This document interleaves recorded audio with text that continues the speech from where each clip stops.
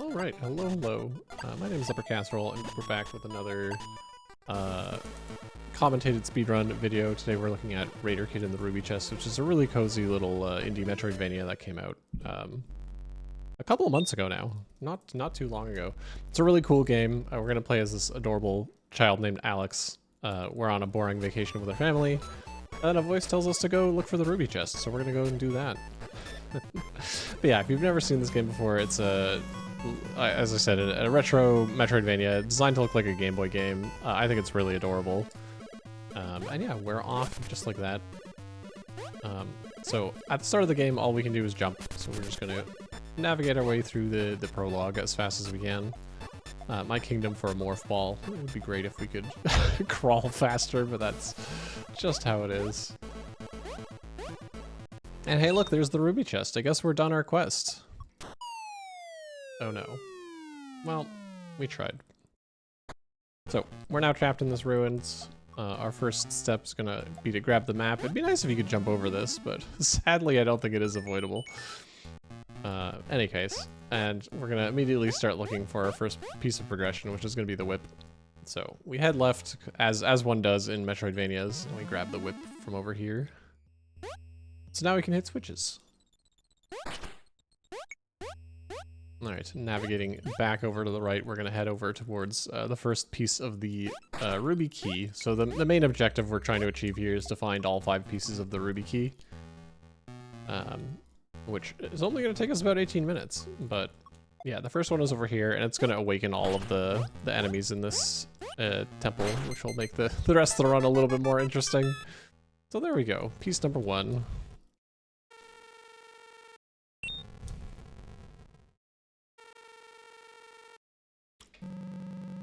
Alright, with that, we're gonna head on over to our next bit of progression. We're gonna head over to the gold section. We're taking some damage intentionally against these enemies. Whenever you get hit in this game, you will always get knocked backwards, like backwards from the direction you're facing. So we're gonna tactically like turn around before getting hit. So like right here, for instance. I actually screwed that up. I meant to turn around, but I ended up getting knocked back, unfortunately. Not a big deal. Cute little jump there to get onto that platform as we work our way into this gold area. I take a damage there. I don't always take that damage, but I was at full health, so I felt confident taking that as we grab the mallet.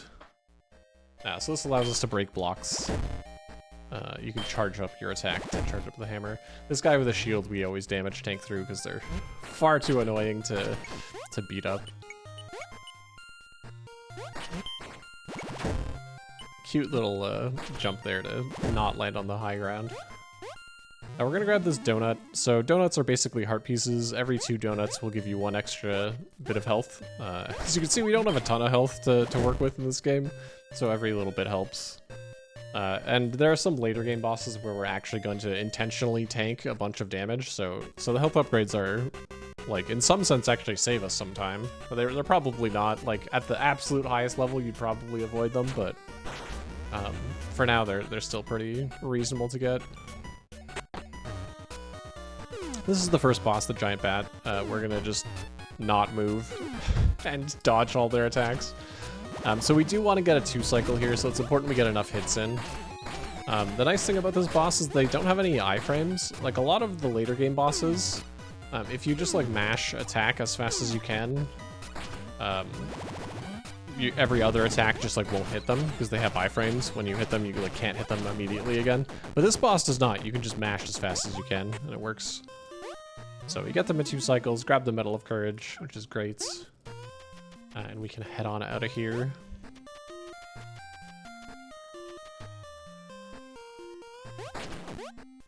So we're gonna leave this section. I'm gonna head over to green and then skip over to purple.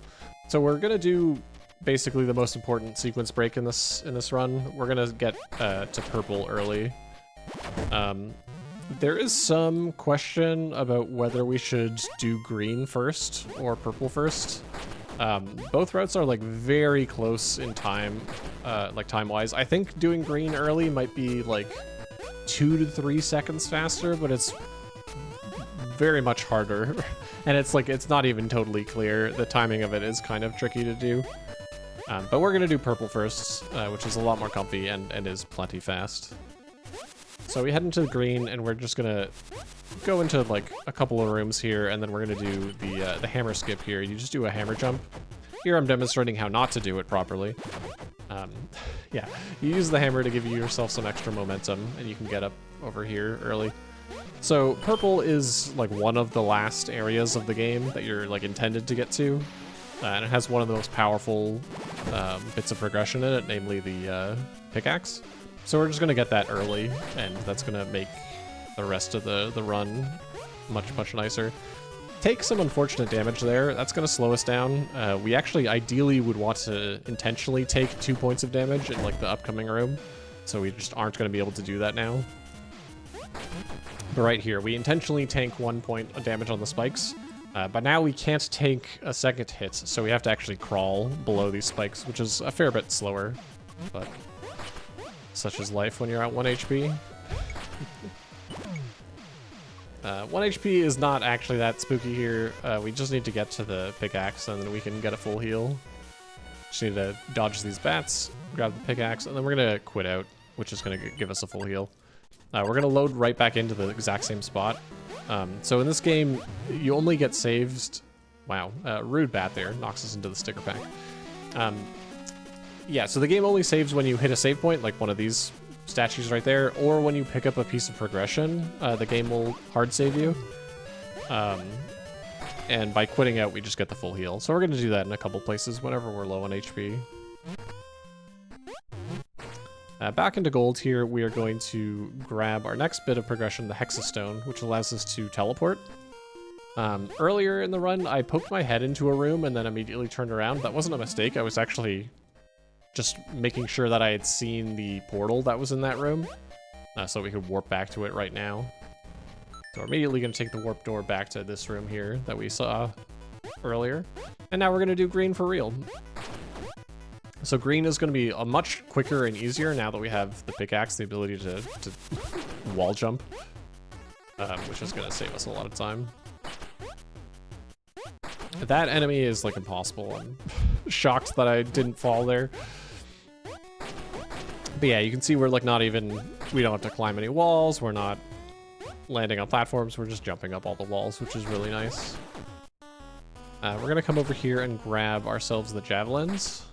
Which we barely need. We need it to hit literally one switch. Because we have wall jump already, we can do like 99% of the things we need the javelins for, but there's one switch that is underwater that we actually need to throw a javelin at.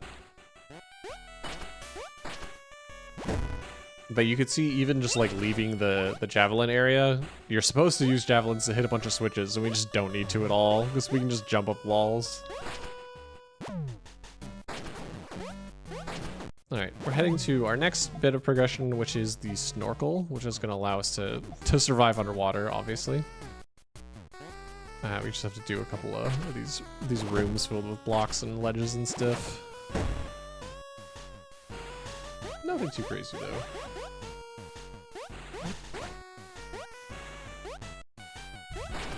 Notably, there's a javelin upgrade right there. We could grab it, we just don't. Like, it's just not worth it. Javelins aren't that strong. And we're gonna have enough anyways. So there's the snorkel, which is obviously our next bit of progression. We can now move on and get out of green. I think we're basically just done with green completely now, which is nice. That was an accidental whip that I did there, but it actually worked out really nicely. Like you saw, I broke that pot and I got a health drop. I'm at full HP, so it didn't matter, but like, it's actually something I should probably start doing in other runs. It was completely accidental. Anyways, we enter green, we take this warp point back to gold, and we're gonna grab our second key piece. We could have picked this up like ages ago, but we grab it now because we need to enter this room anyways. But yeah, we could have grabbed that like as soon as we beat that bat boss that was guarding this key piece, but we just put it off till now.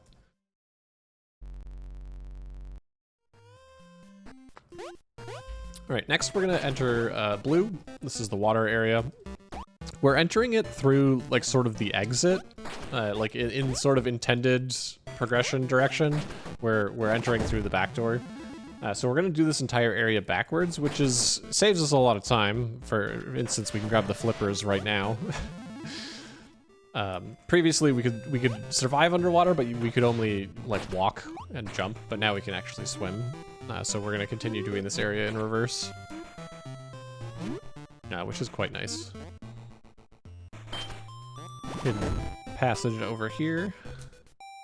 We're gonna try and dodge all these enemies. This room is actually surprisingly tricky.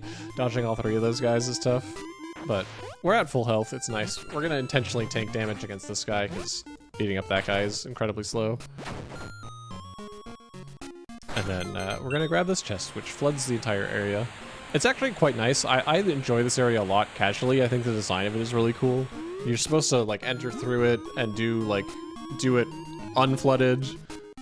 And there's like a bunch of interesting puzzles and stuff, and then you get halfway through it and you hit that switch, and then you do flood it, and then a bunch of platforms move, because a bunch of platforms are like these wooden logs that you see there that like float, and so they move up or down, and they open up new tunnels and stuff.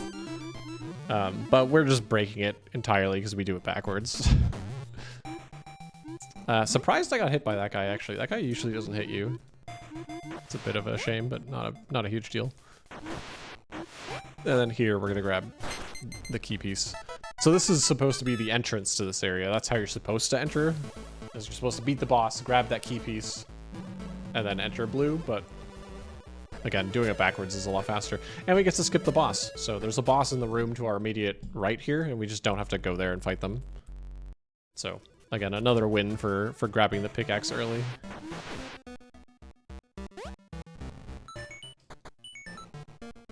Okay, so we're gonna quickly head over to the next boss, which is the eel boss. I'm gonna take this save point just to get a free heal, because we're about to intentionally tank some damage, so I didn't want to do this section at 2 HP. But yeah, this enemy, we have to tank one hit to get past them, and then they can be rude and just like hit you a second time. It gets real scary real fast.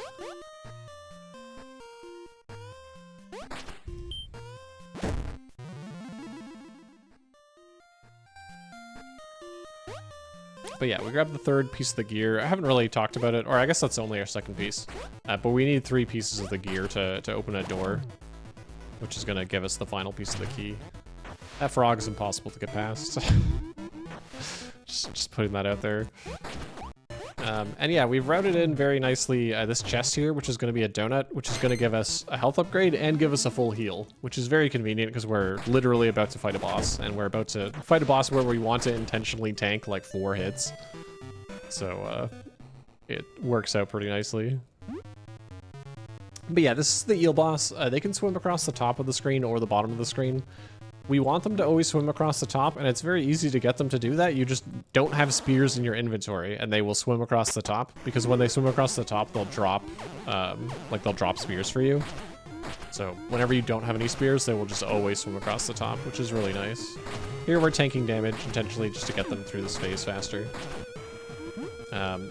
I mess up slightly. I pick up those spears. I only get 2 spears there because I picked up the spears before finishing the other 2 eel babies off, which is a bit unfortunate, but not a huge deal. But yeah, as long as we have 0 spears, you see I like wait for them to come on screen before grabbing the spears. And that's, again, just because I need them to swim across the top, so you just always have 0 when they're on screen.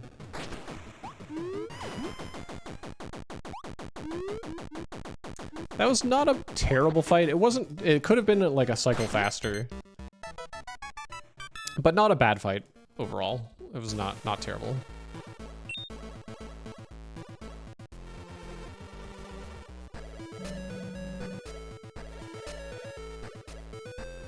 So we only have 1 more key piece left.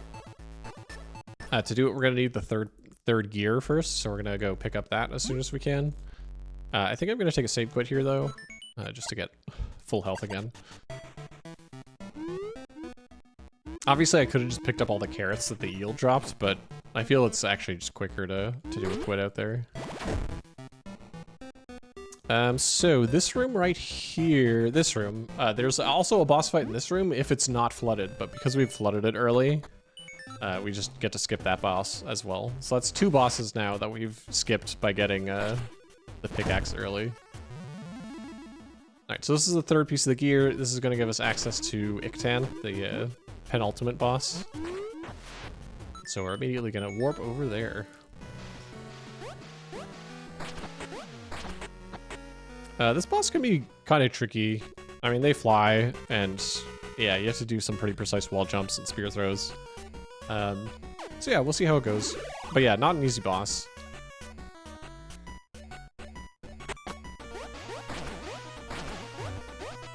In theory, their like movement is consistent, but it's very tricky.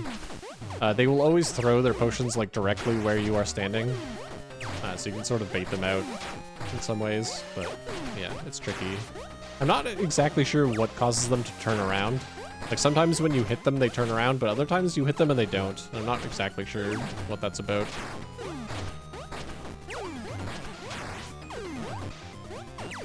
Getting a lot of spear drops, which is nice. If you have 0 spears, again, you just get much more, like it's much more likely to get spear drops, so that's very helpful. But yeah, that was a very fast kill. We didn't even get the second spike phase, which is always a good sign. And that's key piece number 5.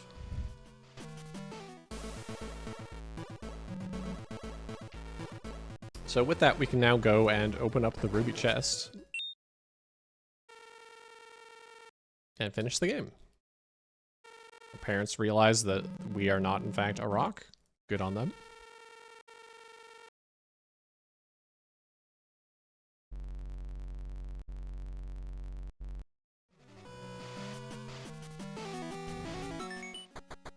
And we're gonna warp on over to green. And open up the ruby chest.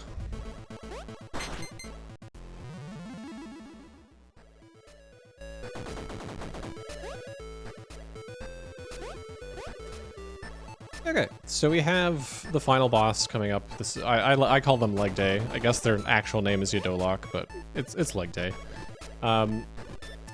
So the important part is in phase 2 of this fight, they're gonna move. They're floating, and they're gonna move in a sort of sine wave pattern. And the sine wave starts wherever you kill them in phase 1. So it is very important that we finish phase 1 with them standing in the exact center of the arena, because that makes the sine wave pattern much more good for us, basically. So I have this whole phase 1 basically scripted out entirely, because they will always jump directly at where you are standing. So right there, I stand in the exact center to get them to jump into me when they're right about to transition. And now we get this nice pattern where they spend a lot of more time low to the ground, which makes us able to hit them a lot more effectively. So that was a great phase 2. Phase 3, obviously, they're gonna just teleport around and be annoying, but what are you gonna do?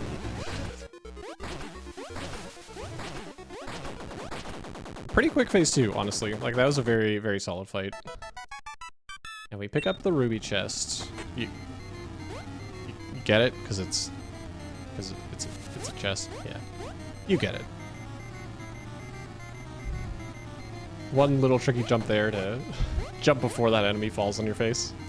If you die in this escape sequence, you do have to redo the boss fight. But yeah, this is the end of the run, and that's time. So that is, at the time of this recording, this is the world record by about 9 seconds. A pretty good, very good run. Not perfect, obviously we had some flubs here and there, but a very, very solid run. And yeah, I hope you enjoyed watching it. Again, this is Raider Kid in the Ruby Chest. This game is so much fun. I cannot recommend this enough. If you're into Metroidvanias, do yourself a favor and play this game. It's like $5 on Steam. It is so, so fun. But yeah, thanks so much for watching. We will sit through the credits here and see our final in-game time and percentage. So yeah. Fortunately, it's pretty quick, actually. Again, this is an indie game, not made by too many people, and the credits are pretty. The final cutscene is pretty quick too. Also, they showed out the pets, which is the best. The pets, PK and Fifi. Shoutouts to the pets.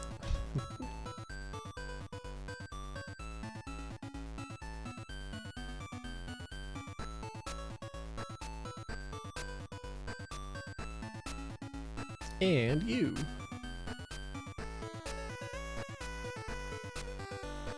Yeah, I don't know how in-game time is calculated. It makes 0 sense, but that's okay. We get 62%. Sometimes you'll get 61 if you skip the sticker pack. Unfortunately, the bats knocked me into it this time, so we get 62. That's a-okay. But yeah, this has been Raider Kid in the Ruby Chest, any percent speedrun. Thank you so much for watching, and take care, y'all.